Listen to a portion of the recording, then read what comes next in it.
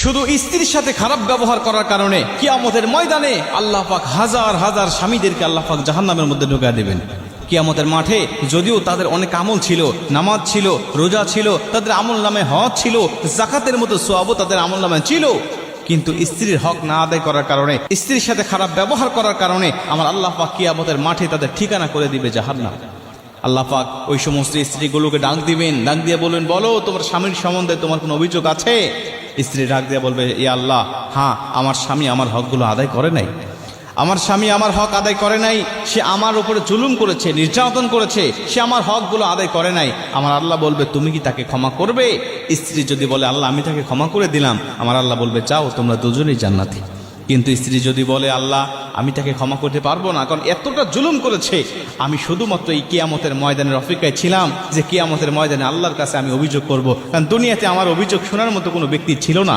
আল্লাহ আজকে আমি আপনার কাছে তার বিরুদ্ধে অভিযোগ করছি, সে আমার উপরে জুলুম করেছে, আল্লাহ আপনি তাকে উপযুক্ত শাস্তি দিয়ে দেন।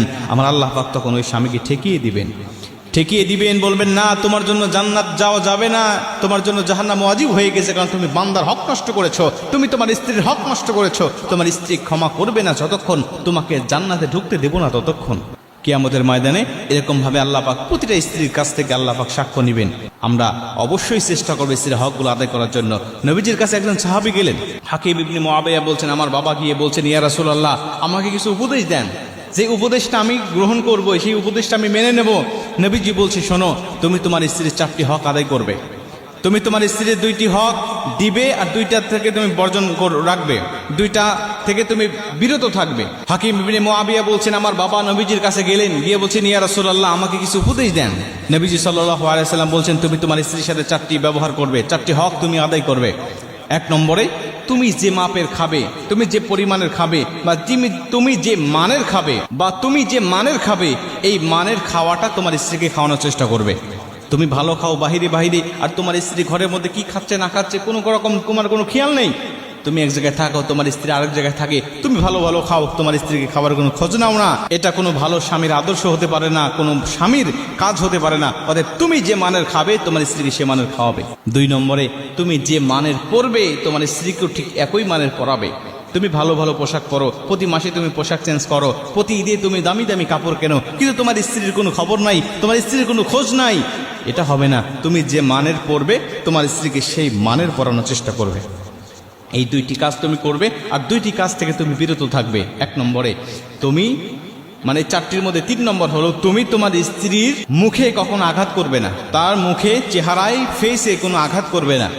তোমার স্ত্রী যদি শরীয়তের গণ্ডির বাহিরে চলে যায়, নামাজ না পড়ে, তোমার শরীয়তের হক কথাগুলো না শোনে, যদি তোমার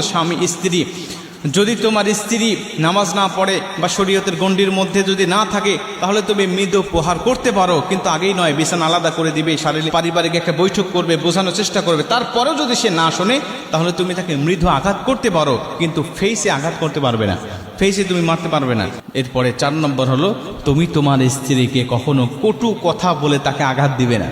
কটু কথা বলে, বাবা মাকে তুলে, বিভিন্নভাবে স্ত্রীর আত্মীয় স্বজনকে তুলে তুমি তাকে কটু কথা বলে তুমি তাকে গালি দিবে, তাকে আঘাত করবে, কষ্ট দিবে, এটা কোনো ভালো স্বামীর আদর্শ হতে পারে না, ভালো স্বামীর কাজ হতে পারে না।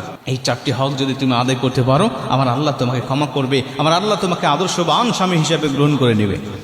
এজন্য নবীজি বলছেন, কিয়ামতের মাঠে প্রতিটা স্ত্রীর কাছ থেকে আল্লাহ পাক সাক্ষ্য নেবে, আর যদি কোনো স্বামী ধরা খেয়ে যায় স্ত্রীর কাছে, আমার আল্লাহ পাক তাকে জান্নাত দিবেন না, তার জন্য জাহান্নাম ওয়াজিব করে দিবেন। আর যদি কোনো স্বামী ভালো হয়ে যায়, আমার আল্লাহ পাক বলেন, তখন স্বামী স্ত্রীকে একই সাথে আল্লাহ পাক তাকে জাহান্নামের মধ্যে, একই সাথে আল্লাহ পাক তাকে জান্নাতের মধ্যে ঢোকায় দিবেন।